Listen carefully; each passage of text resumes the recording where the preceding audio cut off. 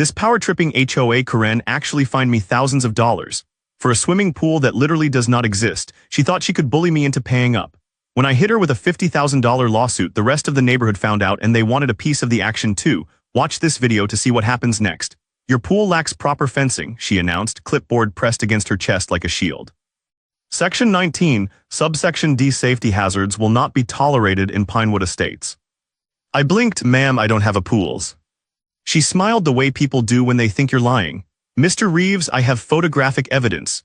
She flipped her clipboard around, revealing a grainy printout of what looked like a blue tarp in someone's backyard. I squinted at it. That could have been anyone's yard anywhere. That's not my property. Address 447 Maple Ridge Drive, she said, tapping the paper with a manicured nail. That's you. I'm 447 Maple Ridge Court, I said slowly, not Drive.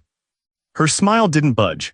Regardless, the HOA has issued a fine of $1,200. You have 15 days to comply or face additional penalties.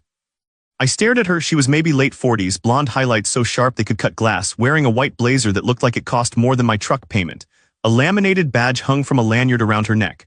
Pinewood Estates HOA President Deanne Mercer. Look, I said, keeping my voice level. I moved here 3 months ago. I don't have a pool, never had one, and I'm pretty sure I'm not part of your HOA. Her expression hardened. Every property in Pinewood Estates is governed by our covenants. Ignorance isn't an excuse. It's not ignorance if it's not true. She pulled a pen from her blazer pocket and scribbled something on her clipboard. I'm noting your refusal to cooperate. Expect further correspondence. Then she turned, heels clicking on the driveway like a countdown, and climbed into a silver Lexus with a bumper sticker that read, Community Pride starts with you. I stood there long after she drove off, staring at the street like it might offer some explanation. The neighborhood was quiet, too quiet, like everyone was watching through their curtains but nobody wanted to get involved. That night I dug through the boxes I still hadn't unpacked from the move. Somewhere in the mess of old tax returns and warranties was the deed to my house. When I finally found it, I sat at the kitchen table under the yellow glow of the overhead light and read every word. No mention of an HOA, no covenants, no restrictions, just a clean title transfer from the previous owner, a guy named Harold Brennan who'd lived here since the 70s. I called my realtor the next morning.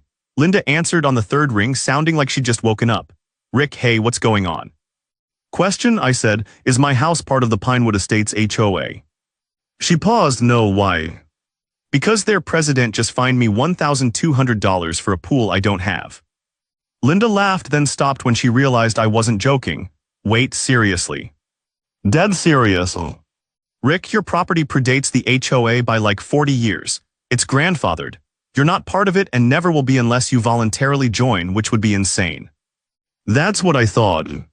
Did you tell her that? I tried, she didn't care. Linda sighed. Diane Mercer. You know hers. Everyone knows her. She's been trying to absorb the older properties into the HOA for years. Threatens people, sends fake fines, makes their lives hell until they either pay up or move.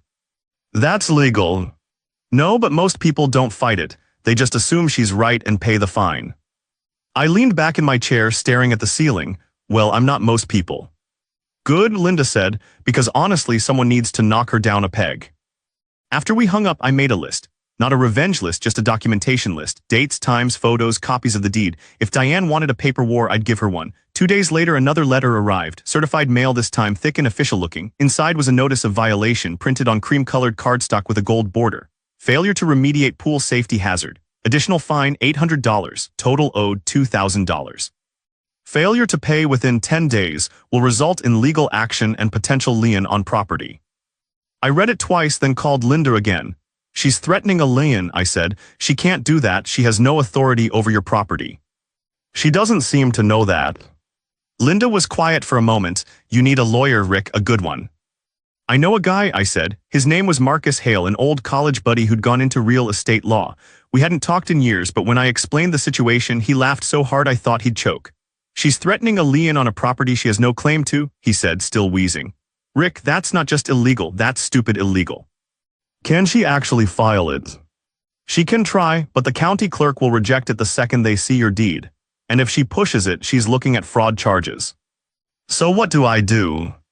Document everything, don't pay a dime, and let me send her a cease and desist. If she ignores it, we go nuclear. Nuclear hell. Lawsuit, harassment, defamation, fraud. We'll bury her in paperwork until she begs for mercy. I smiled. I like the sound of that. Marcus drafted the letter that afternoon. It was 3 pages long, polite but firm, citing case law and state statutes. The last paragraph was my favorite. Any further contact regarding alleged HOA violations will be considered harassment and will result in legal action. Your cooperation is expected and appreciated. We sent it certified mail. Then I waited. For a week nothing happened. No letters, no visits, no phone calls. I started to think maybe she'd gotten the message. Then I came home from work one Thursday to find a neon orange sticker plastered on my front door. Notice, property in violation, pool enclosure required. Failure to comply will result in daily fines of $100. I peeled it off, hands shaking, and called Marcus. She just escalated, I said. Good, Marcus said, now we have her. The next morning we filed a lawsuit. Harassment, trespassing, attempted fraud, and intentional infliction of emotional distress. We asked for $50,000 in damages and a permanent restraining order. When the process server delivered the papers to Diane's house, I wasn't there. But Marcus told me she'd answered the door in a bathrobe, face pale, and signed for the envelope without a word. That night my phone rang, unknown number. I let it go to voicemail. Mr. Reeves, this is Diane Mercer. I think there's been a misunderstanding. I'd like to resolve this amicably. Please call me back. I deleted it. The next day she called again. Then she showed up at my door. I didn't answer, just watched through the window as she knocked, waited, then left a handwritten note under the doormat. Rick, please, let's talk. This has gotten out of hand. I handed the note to Marcus. She's panicking. She should be, he said. Discovery starts next week. We're going to pull every document, every email, every fine she's ever issued. If she's been doing this to other people, we'll find out. And we did. Turns out Diane had been running the same scam on half a dozen properties in the area. Older homes just like mine that predated the HOA. She'd send fake fines, threaten liens, and pocket the money when people paid out of fear. One guy, a retired teacher named Ed Kowalski, had paid her over $8,000 in bogus fines over 2 years. Another woman, a single mom, had sold her house at a loss just to escape the harassment. Marcus compiled it all into a binder 3 inches thick. This isn't just fraud, he said. This is racketeering. We amended the lawsuit to include a class action component. Within a week, 6 other homeowners joined. Within 2 weeks, it was 12. The local news picked up the story. HOA president accused of extortion scheme. Diane's face was plastered on every channel, that same tight smile now looking more like a grimace. The HOA board, the real one, not just Diane's puppet show, held an emergency meeting. By the end of it, she'd been removed as president and banned from any leadership role. Her lawyer tried to settle, offered $10,000 and a written apology. Marcus laughed. We're past that. The trial was set for late fall. But 2 weeks before the date, Diane's lawyer called again. She wants to settle, full restitution to all affected homeowners, $150,000 total, plus she'll resign from the HOA permanently and agree to a restraining order. Marcus looked at me. Your call. I thought about it, thought about Ed, the retired teacher, the single mom, all the people she'd terrorized. Make it $200,000, I said, and she pays all legal fees. Her lawyer hesitated. I'll ask. 2 days later, he called back. Deal. We signed the settlement on a Tuesday morning in a conference room that smelled like stale coffee and regret. Diane sat across from us looking smaller than I remembered. No blazer, no clipboard, just a woman who'd gambled on fear and lost. She didn't say a word, just signed the papers, handed them to her lawyer, and left. Outside, Marcus clapped me on the shoulder. Hell of a fight. Yeah, I said, but it shouldn't have been one. That afternoon, I drove to Ed Kowalski's house. He answered the door in a flannel shirt and suspenders, eyes wary. Mr. Kowalski, I'm Rick Reeves. We were part of the same lawsuit. His face softened. Oh yeah, come in. We sat in his living room, surrounded by old photographs and model trains. He poured us both coffee, hands shaking slightly. I heard you started all this, he said. Standing up to her. I just didn't want to pay for a pool I didn't have. He laughed, a dry, tired sound. I wish I'd done that. Instead, I just kept paying, thought it was easier. It's not your fault. I know, he said quietly, but it feels like it. We talked for an hour. About Diane, about the neighborhood, about what happens when people stop questioning authority. When I left, he shook my hand and said, thank you. I drove home as the sun dipped below the trees, painting the sky orange and purple. The neighborhood looked different now, lighter somehow, like a weight had been lifted.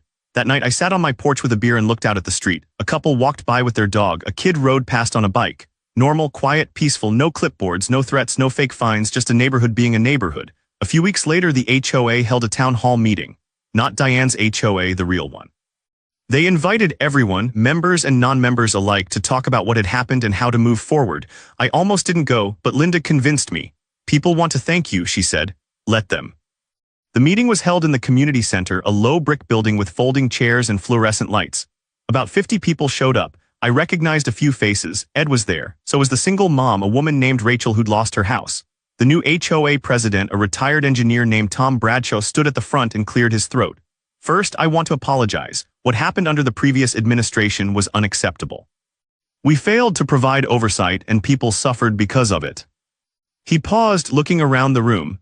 But I also want to recognize the people who fought back, especially Rick Reeves. Everyone turned to look at me. I felt my face heat up. Rick didn't just stand up for himself, Tom continued. He stood up for all of us, and because of him we're making changes, real changes. He outlined the new policies: transparent finances, elected board members, no fines without documented violations, and most importantly, no harassment of non-member properties.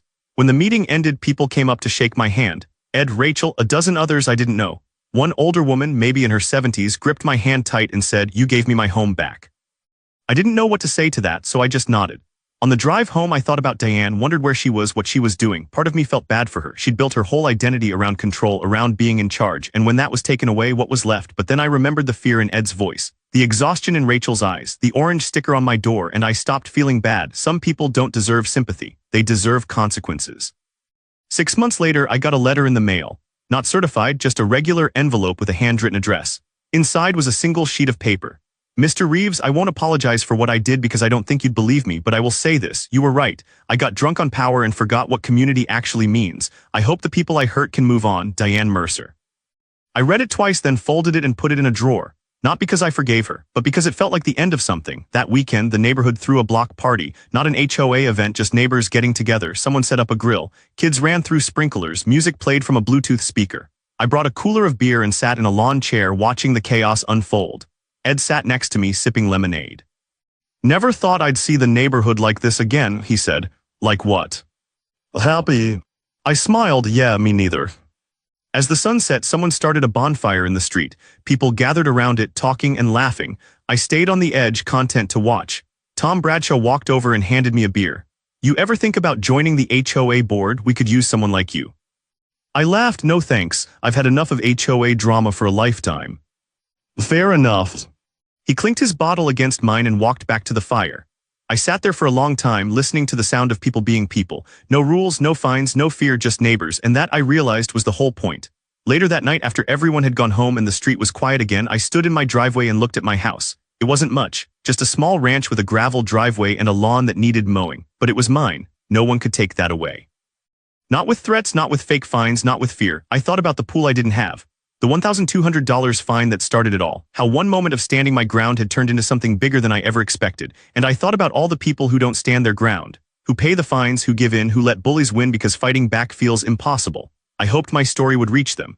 Hoped they'd know that sometimes the system works.